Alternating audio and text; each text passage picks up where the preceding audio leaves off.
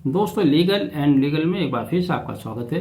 भारत के उच्चतम न्यायालय ने इलाहाबाद उच्च न्यायालय के उस आदेश को स्थगित कर दिया है जिसके द्वारा उन्होंने मदरसा अधिनियम 2004 को असंवैधानिक करार दिया था। आप जानते हैं कि 22 मार्च 2024 को इलाहाबाद उच्च न्यायालय ने अपने एक आदेश में कहा था कि उत्तर प्रदेश मदरसा अधिनियम 2004 असंवैधानिक है, चूंकि वहां पर धार्मिक शिक्षा दी जाती है, आधुनिक पढ़ाई नहीं कराई जाती, जिसका प्रभाव सीधे सीधे 17 लाख बच्चों पर पड़ा था। सुप्रीम कोर्ट की 3 जज की bench doctor TY Chandrachud, justice JB Pardiwala और जस्टिस मनोज मिश्रा ने कहा कि इलाहाबाद उच्च न्यायालय ने अधिनियम के प्रावधानों को समझने में गलती की है। 2004 का कानून रेगुलेटरी है। सुप्रीम कोर्ट ने कहा कि निर्णय से 17 लाख बच्चे प्रभावित होंगे तथा 10 लाख शिक्षकों को भी रोजगार के सामना करना पड़ेगा। उन्होंने कहा कि हाईकोर्ट ने 2004 एक्ट की गलत व्याख्या की है।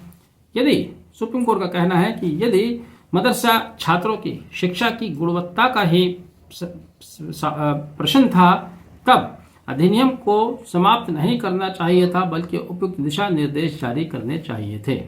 दोस्तों, अगर आप मेरा 27 मार्च 2024 का वीडियो देखें, मैं लिंक इसमें ड्रॉप करूंगा, तो लगभग सुप्रीम कोर्ट ने वही बातें कही हैं जो मैंने अपने उस वीडियो में कही थी।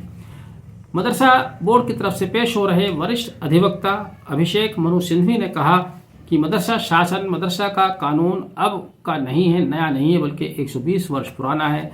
शुरू में मदरसा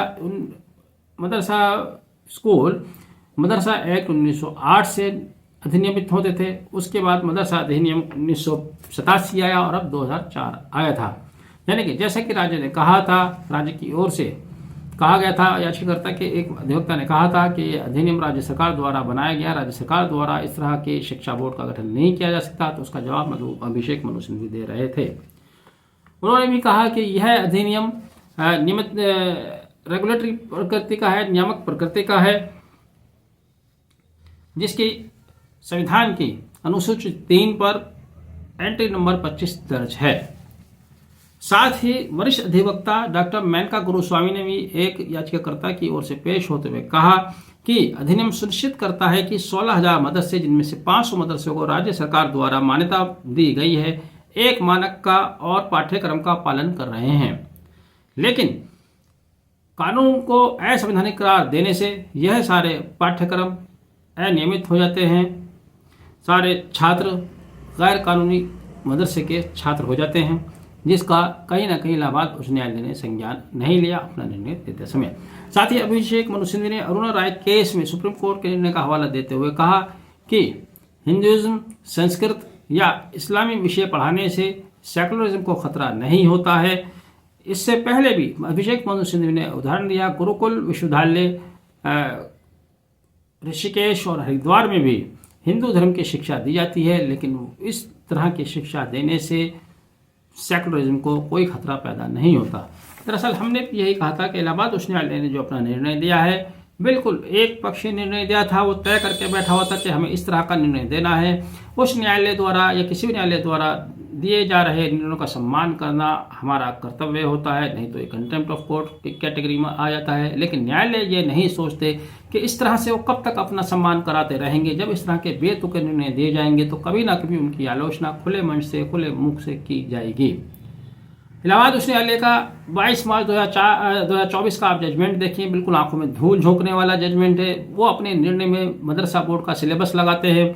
सिलेबस में दर्शाया गया है कि कौन कौन से पाठ्यक्रम पढ़ाए जा रहे हैं। अरबी, फारसी के अलावा हिंदी, संस्कृत, मैथ, साइंस उसमें पढ़ाई जा रही है। उसके बावजूद मदरसा बोर्ड के निर्णय पर हाईकोर्ट कहता है कि यहाँ पर आधुनिक शिक्षा नहीं पढ़ाई जा रही। हमने उस वक्त कहा था कि आप पाठ्यक्रम में अगर और तब्दीली करना चाहते हैं तो पाठ्यक्रम में तब्दीली कर सकते थे, लेकिन इस तरह से किसी अधिनियम को समाप्त कर 17 लाख बच्चों के भविष्य पर प्रश्न चिन्ह लगाना बिल्कुल भी न्यायोचित नहीं था।